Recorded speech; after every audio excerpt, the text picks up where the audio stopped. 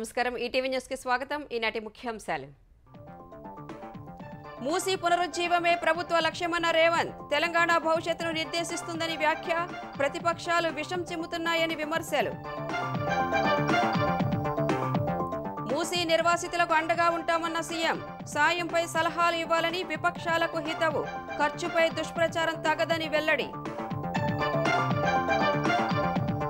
Group 1 mains నిర్వహణకు విస్తృత ఏర్పాట్లు అభ్యర్థులతో అధికార ప్రతిపక్షాల చర్చలు జీవో 29ని రద్దు చేయాలని గాంధీనగర్లో నిరసన ఔత్సాహిక పారిశ్రామికవేత్తలకు ఏపీలో రెడ్ కార్పెట్ స్వాగతం అత్యుత్తమ విధానాలు తెచ్చామన్న చంద్రబాబు పెట్టుబడులతో రావాలని పిలుపు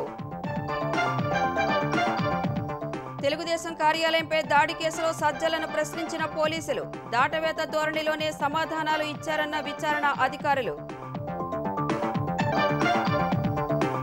చెన్నై నెల్లూరు మధ్య తీరం దాటి బలహీనపడిన వాయుగుండం కోనసీమ కాకినాడ జిల్లాల్లో ఎగసిపడిన సముద్రం ఇళ్లలోకి వచ్చిన అలలు హర్యానాలో వరుసగా మూడోసారి బీజేపీ సర్కార్ కొలువు సీఎంగా సైనీ ప్రమాణం హాజరైన ఎన్డీఏ పాలిత రాష్ట్రాల ముఖ్యమంత్రులు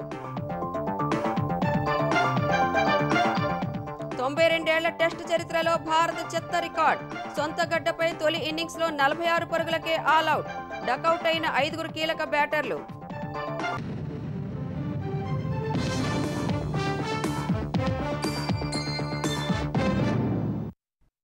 మూసీ పునరుజ్జీవ ప్రాజెక్టు తెలంగాణ భవిష్యత్తును నిర్దేశిస్తుందని ముఖ్యమంత్రి రేవంత్ రెడ్డి అన్నారు. మూసీ పరివాహకంపై 33 సంస్థలతో అధ్యయనం చేయించామన్న ఆయన అక్కడ దుర్భర పరిస్థితిలో ఉన్న ప్రజలకు మంచి జీవితాన్ని కల్పించేందుకే నది పునరుజ్జీవం చేపట్టామని స్పష్టం చేశారు. 5 సంస్థల కన్సార్షియానికి 141 కోట్లతో ఈ ప్రాజెక్టు బాధ్యతలు అప్పగిస్తే 1,50,000 కోట్లు అంటూ విపక్షాలు తప్పుడు ప్రచారం చేస్తున్నాయని మండిపడ్డారు. మూసీ పరివాహక ప్రాంతం అద్భుతంగా ఉందని కేటీఆర్, హరీష్ రావు, ఈటెల రాజేందర్ చెబితే ఈ ప్రాజెక్టును ఆపేస్తామని తేల్చి చెప్పారు. హైదరాబాద్ మహానగరంలో మూసీ నది పరివాహక ప్రాంత అభివృద్ధి విపక్షాల ఆరోపణలపై ముఖ్యమంత్రి రేవంత్ రెడ్డి మీడియాతో విస్తృతంగా మాట్లాడారు. తమ ప్రభుత్వం చేపడుతున్నది మూసీ సుందరీకరణ కాదని నది పునరుజ్జీవనం మాత్రమేనని స్పష్టం చేశారు. నగరం మధ్య నుంచి నది వెళ్తోన్న రాజధాని మరొకటి దేశంలో లేదన్న సీఎం దాదాపు 300 కిలోమీటర్లు ప్రవహించే మూసీ కాలుష్యానికి ప్రతీకగా మారిందని గుర్తు చేశారు. 1600కు పైగా నివాసాలు పూర్తిగా మూసీ నది గర్భంలో ఉన్నాయని తెలిపారు. రాష్ట్ర భవిష్యత్తును నిర్దేశించే ప్రాజెక్టును ప్రభుత్వం చేపట్టిందన్న ఆయన 33 బృందాలు మూసీ పరివాహకంపై అధ్యయనం చేశాయని వివరించారు. దుర్భర పరిస్థితుల్లో ఉన్న వారికి మెరుగైన జీవితం అందించాలనేది ప్రభుత్వ లక్ష్యమని సీఎం స్పష్టం చేశారు. కొంతమంది తమ మెదళ్లలో మూసీ మురికి కంటే ఎక్కువ విషం నింపుకొని ప్రజలను తప్పుదోవ పట్టిస్తున్నారని విమర్శించారు. ఇది సుందరీకరణ కోసం కాదు, మూసీ నదిని పునరుజ్జీవింప చేయాలి. మూసీ మురికిలో కాలం వెల్లదీస్తున్న తెలంగాణ ప్రజలను కాపాడాలి. వాళ్లకు ఒక మంచి జీవన విధానాన్ని ఇవ్వాలి, వాళ్ళకు ఉపాధి కల్పించాలి, వాళ్ళకు ప్రత్యామ్నాయం ఇళ్లను కేటాయించాలి, భవిష్యత్తు ఆశాజనకంగా ఉండడానికి అవసరమైన ప్రణాళికలు రచించాలని ఆలోచన మా ప్రభుత్వానికి ఉన్నది. దేనికి అవసరము? బుల్డోజర్లు కానీ హైడ్రాలు కానీ 10 అంతస్తులో 20 అంతస్తులో ఆకాశ హర్మాలు అడ్డగోలు కడితే అది కూలగొట్టడానికి అవసరం. పూరి గుడిసె లాంటి ఇల్లు కట్టుకునే దానికి హైడ్రా ఏంది, దాంట్లో మిషన్ లేదా వచ్చేస్తుంది హైడ్రా. అసలు ఏంది అది హైడ్రా? ఏమన్నా భూతమా? అఖిల పక్షాన్ని ఏర్పాటు చేయించండి, వాళ్ళందరితో మీరు మాట్లాడండి, ఫైనల్గా ఒక ప్రపోజల్ తీసుకొని రాండి అని చెప్పి నేను ఒక పక్కన మా మంత్రులను సమన్వయపరుస్తూ అధికారులతోని ప్రతిపక్షాలతో సంప్రదించి ముందుకు వెళ్ళాలంటే మేము అడ్డుకుంటాం. బుల్డోజర్లు మా మీద నుంచే పోవాలి, పోటీలు పడుతున్నారు మా మీద నుంచి ఓని అని. మూసీ పునరుజ్జీవనం కోసం 5 కన్సల్టెన్సీ సంస్థలు పనిచేస్తున్నాయన్న సీఎం ప్రభుత్వం 141 కోట్ల ఒప్పందం కుదుర్చుకుందని తెలిపారు. ఈ ఒప్పందాన్ని 1,50,000 కోట్లంటూ దుష్ప్రచారం చేస్తున్నారని మండిపడ్డారు. రామానుజాచార్యులు విగ్రహ ఏర్పాటు టెండర్ అగ్రిమెంట్ చేసిన సంస్థకు మూసీ రివర్ డెవలప్మెంట్ కోసం మనం పనులు ఇస్తే వీళ్ళు పాకిస్తాన్లో ఏదో చేసారు, పాకిస్తాన్కు దీనికి లిక్కు పెట్టి మత విద్వేషాలు రెచ్చగొట్టే విధంగా మాట్లాడితే వీళ్ళని క్షమించాలన్నా మీరు ఒకసారి చెప్పండి. ప్రపంచంలో అద్భుతాలను సృష్టించిన అందరినీ ఒక దగ్గర ఒక కన్సార్షియం కింద పట్టుకొచ్చి 5 మందిని ఒక దగ్గరికి తీసుకొచ్చి హైదరాబాద్ నగరాన్ని ప్రపంచంలోనే ఒక అద్భుత నగరంగా తీర్చిదిద్దడానికి నేను చేసిన ఒప్పందం ఏందా అంటే 141 కోట్లతోని మమ్మల్ని అద్భుతమైన నగరాన్ని నిర్మించుకోవడానికి అన్ని రకాలుగా డీటెయిల్ ప్రాజెక్ట్ రిపోర్ట్తో పాటు అన్ని రకాల సహకారాన్ని అందించాలని మనం కన్విన్స్ చేసి వాళ్ళందరినీ పట్టుకొచ్చాం. ఇప్పుడు వాళ్ళు పని ప్రారంభించబోతున్నారు. మీరు ఎందుకు విషయం చెబుతున్నారని నేను అర్థం స్ట్రైట్గా అడుగుతున్నా. ఏ మైన్ హట్ గురించి నువ్వు మాట్లాడినవో సర్దార్ వల్లభాయ్ పటేల్ స్టాచ్యూని ఆ సంస్థనే నిర్వహించింది. నరేంద్ర మోడీ గారు వచ్చి ప్రారంభించిన చిన్న రామానుజాచార్యుల స్టాచ్యూను కూడా అదే సంస్థ నిర్మించింది. మూసీ ప్రాజెక్టును అడ్డుకుంటోన్న నేతలు 3 నెలలు మూసీ ఒడ్డున జీవించాలని సవాల్ విసిరిన రేవంత్ మూసీ పునరుజ్జీవనంపై సందేహాలుంటే అసెంబ్లీలో చర్చిద్దామని సలహాలివ్వాలని సూచించారు. పరిహారంపై విపక్షాల విమర్శలను కొట్టిపారేసిన రేవంత్ మల్లన్న సాగర్ వేముల ఘాట్లో ఏం జరిగిందో గుర్తు తెచ్చుకోవాలన్నారు. మూసీ పరివాహక ప్రాంతం అట్లనే ఉండాలి, ఇది అద్భుతం, ఈ అద్భుతాన్ని నువ్వు ముట్టుకోవడానికి వీల్లేదు, వేలు పెట్టావంటే మేము ఊరుకోము అని అంటారు కదా. నిజంగానే అద్భుతం అయితే మీరు అక్కడ ఉండాలి. 100% వాళ్ళు చేసిన ఆరోపణను అప్పుడు నేను ఖండించను, తిరస్కరించను. కేటీఆర్ నేను సూటిగా అడుగుతున్నాను, నువ్వే మున్సిపల్ మినిస్టర్ ఉండి హైదరాబాద్లో వరదలు వచ్చినప్పుడు మునిగిన ప్రతి ఇంటికి 10,000 అన్నావు. దీంట్లో ఎంత ఫ్రాడ్ జరిగిందో క్యాష్ ట్రాన్సాక్షన్స్ లో నీకు నిజంగా చిత్తశుద్ధి ఉంటే చెప్పు.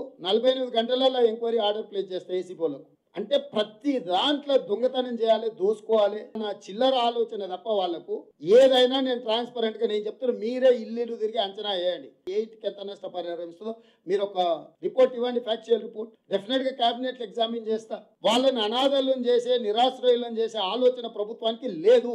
వాళ్ళకి నష్టపరిహారం ఇచ్చి వాళ్ళకి కష్టం కాకుండా తరలించడమే నా నిర్ణయం. చినుకు పడితే హైదరాబాద్ లో గంటల కొద్దీ ట్రాఫిక్ జామ్ అవుతోందన్న సీఎం వరదలు వచ్చి నగరం మునిగిపోతే అప్పటికప్పుడు ఏమైనా చేయగలమా అని ప్రశ్నించారు. 5-6 ఏళ్ల పాటు శ్రమించి మూసీ పునరుజ్జీవనాన్ని పూర్తి చేస్తామని చెప్పారు. మూసీ పునరుజ్జీవనం కోసం అధ్యయనానికి ఈ నెల 21 నుంచి 24 వరకు ప్రజా ప్రతినిధులు, అధికారులు దక్షిణ కొరియా రాజధాని సియోల్లో పర్యటించనున్నట్టు తెలిపారు. మూసీ పునరుజ్జీవానికి సంబంధించి ముఖ్యమంత్రి రేవంత్ రెడ్డి వ్యాఖ్యలపై స్పందించిన బీఆర్ఎస్ కార్యనిర్వాహక అధ్యక్షుడు కేటీఆర్ రేపు తెలంగాణ భవన్లో పవర్ పాయింట్ ప్రజెంటేషన్ ఇవ్వనున్నట్లు తెలిపారు. రేపు సాయంత్రం 4:30కు ఇచ్చే ఈ ప్రజెంటేషన్ ద్వారా మూసీ పునరుజ్జీవం కోసం బీఆర్ఎస్ ప్రభుత్వం చేసిన ప్రయత్నాలు, ప్రణాళికలను వివరిస్తా అని కేటీఆర్ తెలిపారు. హైదరాబాద్లో ట్రాఫిక్ సమస్య పరిష్కారంపై హైడ్రా దృష్టి సారించింది. ఇందుకు ట్రాఫిక్ విభాగంతో కలిసి పనిచేయనుంది. ఈ మేరకు నగర ట్రాఫిక్ అదనపు కమిషనర్ విశ్వప్రసాద్తో కలిసి ట్రాఫిక్ డీసీపీలు, ఏసీపీలు, ఇన్స్పెక్టర్లతో హైడ్రా కమిషనర్ రంగనాథ్ సమీక్ష నిర్వహించారు.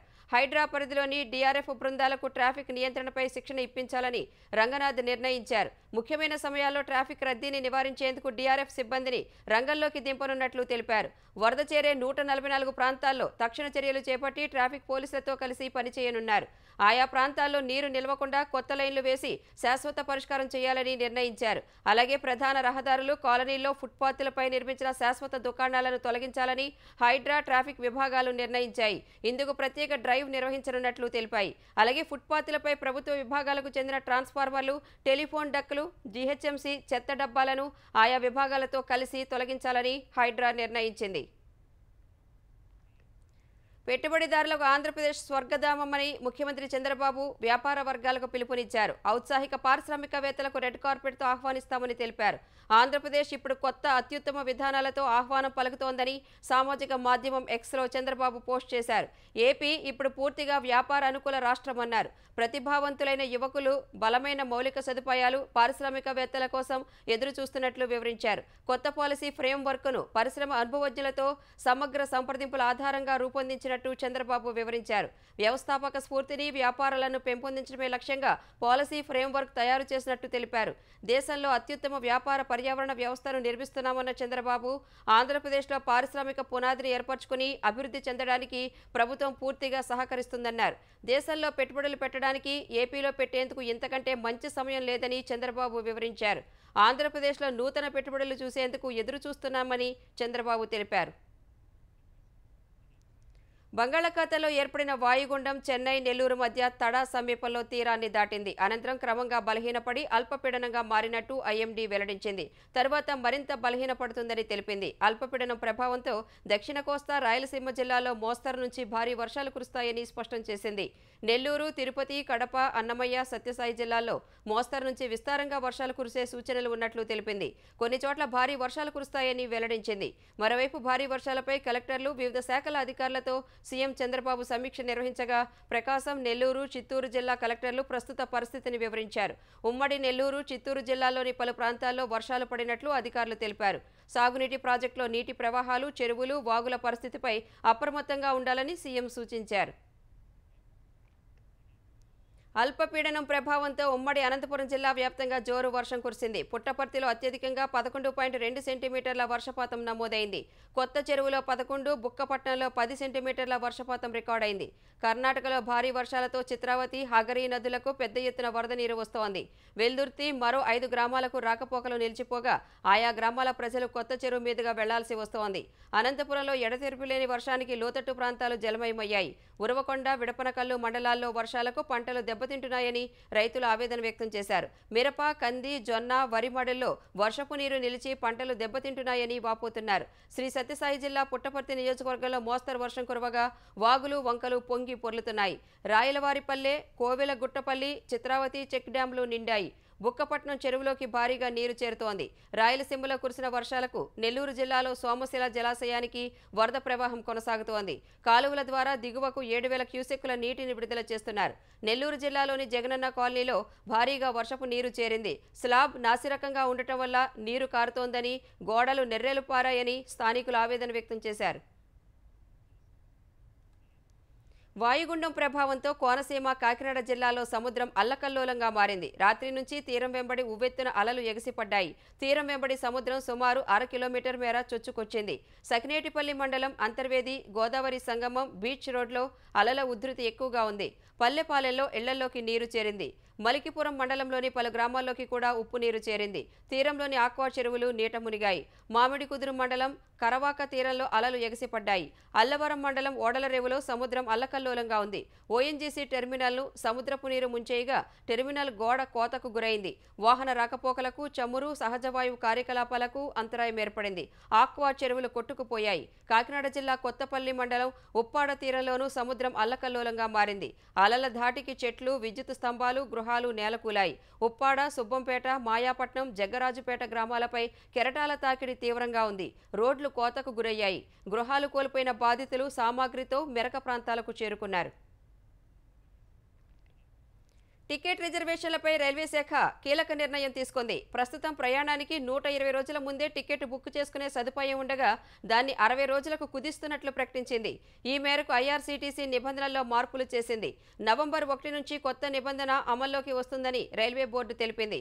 అయితే ఇప్పటికే బుకింగ్ చేసుకున్న వారికి ఎటువంటి ఇబ్బంది ఉండదని వెల్లడించింది. కొత్త నిబంధన నవంబర్ 1 నుంచి అమల్లోకి రానున్నప్పటికీ అక్టోబర్ 31 వరకు బుకింగ్ చేసుకునే వారికి పాత నిబంధన వర్తించనుంది. విదేశీ పర్యాటకులు మాత్రం 365 రోజులు ముందుగానే టికెట్ బుక్ చేసుకునే అవకాశం ఉండగా ఇందులో ఎలాంటి మార్పు లేదని రైల్వే బోర్డు తెలిపింది. సీఎం రేవంత్ రెడ్డి లోపభూయిష్ట విధానాల వల్ల విద్యార్థులు ఇబ్బంది పడుతున్నారని బీఆర్ఎస్ కార్యనిర్వాహక అధ్యక్షుడు కేటీఆర్ ఆరోపించారు. పరీక్షలు రాస్తామో రాయలేమోనన్న బాధలో విద్యార్థులు ఉన్నారని ఆయన తెలిపారు. గ్రూప్ 1 మెయిన్స్ వాయిదా వేయాలని డిమాండ్ చేస్తున్న అభ్యర్థులు తెలంగాణ భవన్లో కేటీఆర్ను కలిశారు. కేసులు పరిష్కారం కాకుండా మెయిన్స్ నిర్వహిస్తే చాలా చిక్కులు వస్తాయని కేటీఆర్కు చెప్పిన అభ్యర్థులు కేసులు ఉన్నా ప్రభుత్వం పట్టించుకోకుండా పరీక్ష నిర్వహిస్తోందని తెలిపారు. జీవో 29 రాజ్యాంగ విరుద్ధమని వారు పేర్కొన్నారు. తెలుగు అకాడమీ పుస్తకాలు ప్రామాణికం కాకపోతే ఏ పుస్తకాలు చదవాలని ప్రశ్నించారు. తమ పోరాటానికి మద్దతు ఇవ్వాలని కేటీఆర్ను కోరగా పూర్తి అండగా నిలుస్తామని హామీ ఇచ్చారని వారు తెలిపారు. న్యాయపరంగానూ సాయం అందిస్తామని చెప్పారన్న అభ్యర్థులు అవసరమైతే సుప్రీంకోర్టులో పిటిషన్ వేస్తామని హామీ ఇచ్చినట్లు తెలిపారు. కోర్టు కేసుల దృష్ట్యా పరీక్షలను రీషెడ్యూల్ చేయాలని వారు డిమాండ్ చేశారు. గ్రూప్ 1 అభ్యర్థుల సమస్యలను ప్రభుత్వం దృష్టికి తీసుకువెళ్తానని తెలంగాణ పీసీసీ చీఫ్ మహేష్ కుమార్ గౌడ్ హామీ ఇచ్చారు. గాంధీ భవన్లో గ్రూప్ 1 అభ్యర్థులతో సమావేశమైన ఆయన వారు చెప్పిన అంశాలను సావధానంగా ఆలకించారు. గ్రూప్ 1 పరీక్షలను రీషెడ్యూల్ చేయాలని, జీవో 29 వల్ల ఇబ్బందులు తలెత్తుతాయని తెలిపారు. జీవో 55 అమలు చేయాలంటూ అభ్యర్థులు చేసిన విజ్ఞప్తులను ప్రభుత్వం దృష్టికి తీసుకువెళ్తానని మహేష్ కుమార్ గౌడ్ తెలిపారు. అభ్యర్థులు ఇబ్బంది పడకుండా చూస్తామన్నారు. అటు జీవో 29ని రద్దు చేయాలంటూ గాంధీనగర్ పార్క్ వద్ద గ్రూప్ మెయిన్స్ అర్హత సాధించిన అభ్యర్థులు ఆందోళన దిగారు. ప్లకార్డులు ప్రదర్శిస్తూ ప్రభుత్వ వ్యతిరేక నినాదాలు చేశారు. తెలంగాణలో ఈ నెల 21 నుంచి 27 వరకు నిర్వహించే గ్రూప్ 1 మెయిన్స్ పరీక్షలకు అన్ని ఏర్పాట్లు చేస్తున్నట్లు ప్రభుత్వ ప్రధాన కార్యదర్శి శాంతికుమారి స్పష్టం చేశారు. గ్రూప్ 1 మెయిన్స్ పరీక్షల నిర్వహణపై జిల్లా కలెక్టర్లు, పోలీస్ కమిషనర్లు, సంబంధిత ఉన్నతాధికారులతో సచివాలయంలో వీడియో కాన్ఫరెన్స్ నిర్వహించిన సీఎస్ మెయిన్స్ పరీక్షలకు ఏ విధమైన పొరపాట్లు లేకుండా అత్యంత పగడ్బందీగా నిర్వహించాలని ఆదేశించారు. మెయిన్స్కు 34,383 మంది అభ్యర్థులు హాజరవుతుండగా ఇందుకోసం హైదరాబాద్, రంగారెడ్డి, మేడ్చల్, మల్కాజ్గిరి జిల్లాలో 46 పరీక్షా కేంద్రాలను ఏర్పాటు చేసినట్లు చెప్పారు. పరీక్షా కేంద్రాల వద్ద ఎలాంటి అవాంఛనీయ ఘటనలు జరగకుండా చూడాలని అధికారులకు సూచించారు.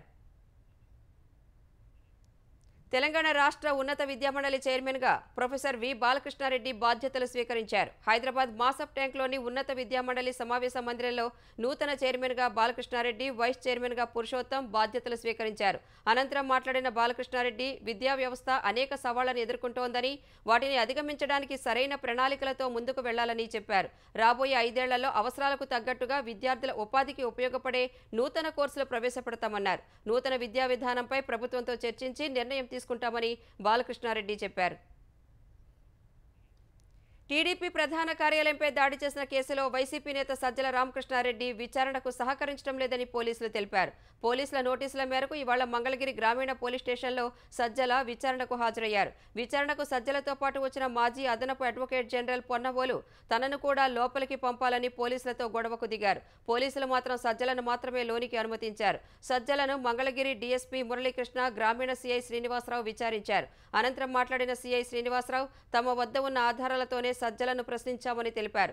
మొత్తం 38 ప్రశ్నలు అడిగితే చాలా ప్రశ్నలకు గుర్తులేదనే సమాధానం ఇచ్చారని, వ్యతిరేక ధోరణిలో మాట్లాడారని తెలిపారు. ఫోన్ అడిగినా ఇవ్వలేదని వెల్లడించారు. ఘటన జరిగిన రోజు తాను ఇక్కడ లేనని సజ్జల చెప్పినప్పటికీ ఈ కేసులో సజ్జల పాత్ర ఉన్నట్లు ఆధారాలు ఉన్నాయని వివరించారు. ఈ కేసులో నిందితులు కోర్టుల ద్వారా రక్షణ పొందడం వల్ల విచారణలో జాప్యం జరుగుతోందన్న సీఐ అరెస్టు చేస్తే త్వరగా పూర్తవుతుందని పేర్కొన్నారు. అటు తమను వేధించడం కోసమే కేసులు పెడుతున్నారని విచారణ తర్వాత సజ్జల ఆరోపించారు. ఆంధ్రప్రదేశ్లోని కౌలు రైతులకు రుణాలు అందించేందుకు బ్యాంకులు మానవతా దృక్పథంతో ముందుకు రావాలని ప్రభుత్వం కోరింది. సచివాలయంలో ఏపీ వ్యవసాయ శాఖ మంత్రి అచ్చెన్నాయుడు అధ్యక్షతన జరిగిన 228వ రాష్ట్ర స్థాయి బ్యాంకర్ల కమిటీ సమావేశంలో ఈ ఏడాది మొదటి త్రైమాసికానికి సంబంధించిన పురోగతిని సమీక్షించారు. ఏపీలో 9 లక్షల మంది కౌలు రైతులకు కార్డులు జారీ చేస్తే 2 లక్షల మందికి మాత్రమే రుణాలు అందించడంపై మంత్రి అసంతృప్తి వ్యక్తం చేశారు. రాబోయే 5 ఏళ్లలో 50 లక్షల ఎకరాలను ప్రకృతి సేద్యం కిందకు తీసుకురావాలని ప్రభుత్వం లక్ష్యంగా పెట్టుకుందన్న మంత్రి ఇందుకు వ్యవసాయ అనుబంధ రంగాలను ప్రోత్సహించేందుకు బ్యాంకులు ముందుకు రావాలని కోరారు. ఎంఎస్ఎంఈ రంగానికి చేయూతనిచ్చేలా ప్రణాళికలు రూపొందించాలని సూచించారు. పీఎం ముద్రా యోజన, విశ్వకర్మ తదితర పథకాలకు నిర్దేశిత లక్ష్యాల మేరకు బ్యాంకులు రుణాలు ఇవ్వటం లేదని మంత్రి చెప్పారు. వరద సమయంలో బ్యాంకుల సహకారానికి మంత్రి అభినందనలు తెలిపారు. గ్రేటర్ హైదరాబాద్ మున్సిపల్ కార్పొరేషన్ కమిషనర్గా ఇలంబర్తి బాధ్యతలు స్వీకరించారు. డీఓపీటీ ఆదేశాలతో ఆంధ్రప్రదేశ్ కేడర్కు వెళ్లిన ఆమ్రపాలి స్థానంలో ఇలంబర్తి బాధ్యతలు చేపట్టారు. ఈ ఉదయం జీహెచ్ఎంసీ ప్రధాన కార్యాలయానికి వచ్చిన ఆయనకు ఉద్యోగులు ఘనస్వాగతం పలికారు. తన ఛాంబర్కు వెళ్లే ముందు వాల్మీకి జయంతిని పురస్కరించుకుని ఆయన చిత్రపటానికి పూలమాల వేసి నివాళులర్పించారు. అనంతరం కమిషనర్ బాధ్యతలు స్వీకరించిన ఇలంబర్తికి ఉద్యోగులు, పలువురు అధికారులు అభినందనలు తెలిపారు. సిరిసిల్లలో శ్రీ వెంకటేశ్వర స్వామి బ్రహ్మోత్సవాల్లో భాగంగా రథోత్సవాన్ని వైభవంగా నిర్వహించారు. తెలంగాణలోనే అత్యంత ఎత్తైన రథంపై శ్రీ లక్ష్మీ సమేత వెంకటేశ్వర స్వామి భక్తులకు దర్శనమిచ్చారు. ఈ ఉత్సవంలో శ్రీవారి దర్శనం కోసం భక్తులు బారులు తీరారు. ఈ ఉత్సవాలకు హాజరైన ప్రభుత్వ విప్ ఆది శ్రీనివాస్, సిరిసిల్ల కలెక్టర్ సందీప్ కుమార్ ఝా స్వయంగా రథాన్ని లాగారు.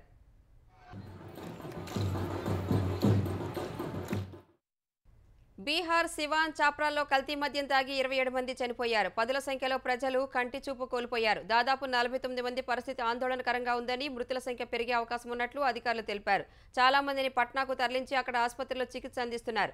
మద్యం సేవించిన కొన్ని గంటల్లోనే ఆరోగ్యం క్షీణించి బాధితులు వాంతులు, విరోచనాలు చేసుకున్నారని అధికారులు తెలిపారు. ఈ ఘటనపై దర్యాప్తునకు బీహార్ ప్రభుత్వం సిట్ ఏర్పాటు చేయగా వెంటనే రంగంలోకి దిగిన సిట్ 9 మందిని అరెస్టు చేసింది. ఘటనపై ప్రతిపక్ష ఆర్జేడీ నితీష్ ప్రభుత్వంపై మండిపడింది. మద్యపాన నిషేధం అమల్లో ఉండగా కల్తీ మద్యం తయారీపై సర్కార్ చర్యలు తీసుకోవట్లేదని ఆరోపించింది. లిక్కర్ మాఫియాకు ప్రభుత్వ పెద్దల రక్షణ ఉందని విమర్శించింది. హర్యానాలో వరుసగా 3వసారి భారతీయ జనతా పార్టీ నేతృత్వంలోని ప్రభుత్వం కొలువుదీరింది. హర్యానా ముఖ్యమంత్రిగా నయాబ్ సింగ్ సైని ప్రమాణం చేశారు. పంచకులలో జరిగిన కార్యక్రమంలో హర్యానా గవర్నర్ బండారు దత్తాత్రేయ సైనితో ప్రమాణం చేయించారు. హర్యానాలో సీఎంతో కలిపి 14 మంత్రులకు అవకాశం ఉండగా మరో 12 మంది ఎమ్మెల్యేలు మంత్రులుగా ప్రమాణం చేశారు. ఈ కార్యక్రమానికి ప్రధాని నరేంద్ర మోదీ, కేంద్ర మంత్రులు రాజ్నాథ్, అమిత్ షా, మనోహర్ లాల్ ఖట్టర్, ఆంధ్రప్రదేశ్ సీఎం చంద్రబాబు సహా ఎన్డీఏ పాలిత రాష్ట్రాల సీఎంలు హాజరయ్యారు. సుప్రీంకోర్టు సీనియర్ న్యాయమూర్తి జస్టిస్ సంజీవ్ ఖన్నా భారత తదుపరి ప్రధాన న్యాయమూర్తిగా నియమితులయ్యే అవకాశం ఉంది. తన తర్వాత సీజేఐగా జస్టిస్ సంజీవ్ ఖన్నా పేరును ప్రస్తుత సుప్రీంకోర్టు ప్రధాన న్యాయమూర్తి జస్టిస్ డివై చంద్రచూడ్ కేంద్ర ప్రభుత్వానికి ప్రతిపాదించారు. ఈ సిఫార్సులకు కేంద్రం ఆమోదం తెలిపితే సుప్రీంకోర్టు 51వ సీజేగా జస్టిస్ ఖన్నా నియమితులవుతారు. జస్టిస్ చంద్రచూడ్ పదవీకాలం నవంబర్ 11తో ముగియనుంది. ఆ మరుసటి రోజే జస్టిస్ ఖన్నా సీజేఐగా బాధ్యతలు చేపట్టే అవకాశం ఉంది. ఆయన 2025 మే 13న పదవీ విరమణ చేస్తారు. 2019 జనవరి 18న సుప్రీంకోర్టు న్యాయమూర్తిగా బాధ్యతలు స్వీకరించిన జస్టిస్ ఖన్నా దేశంలో ఈవీఎంల వినియోగాన్ని సమర్థిస్తూ తీర్పు ఇచ్చిన ధర్మాసనంలో సభ్యుడిగా ఉన్నారు. ఆర్టికల్ 370ని రద్దు చేస్తూ 2019లో కేంద్రం తీసుకున్న నిర్ణయాన్ని సమర్థిస్తూ తీర్పు ఇచ్చిన బెంచ్లో పనిచేశారు. ఎలక్టోరల్ బాండ్లను చట్టవిరుద్ధమంటూ తీర్పు ఇచ్చిన ధర్మాసనంలో కూడా జస్టిస్ ఖన్నా ఉన్నారు.